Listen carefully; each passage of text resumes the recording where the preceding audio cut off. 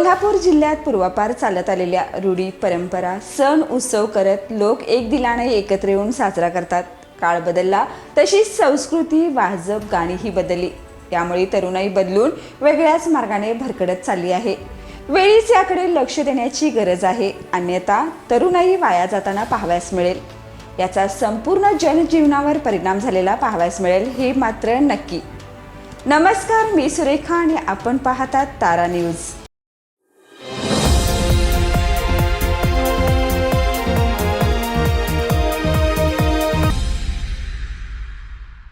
कोल्हापूर जिल्ह्यात सगळीकडे यात्रा, लग्न समारंभ उत्साहात साजरी केली जात आहेत। बदलत्या काळानुसार डॉल्बीचा दणदणाट व यात्रेच्या नृत्यांगणांच्या वर वारेमाप पैसा खर्च केला जात आहे। समाजातील लोकांना त्रास होणार हेही न पाहता आपल्या मंडळाचा आवाज कसा मोठा काढता येईल याकडे सर्वांचे लक्ष आहे। पण या कर्कश आवाजाने पन्हाळा येथील एका यात्रेत एकाचा बळी गेला होता, तर अनेकांच्या डोळ्यांचे आजार वाढले आहेत। यात्रेच्या पट्टीसाठी अनेकांनी सोन्यावर पैसे काढून वर्गणी जमा केली आहे।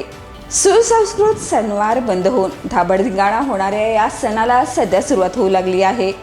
यामुळे तरुणांना वेळीच आवर घातली नाही तर कोल्हापूरचा बिहार होण्यास वेळ लागणार नाही। अशाच ताज्या बातम्यांसाठी तारा न्यूजला लाईक करा आणि सबस्क्राईब करा।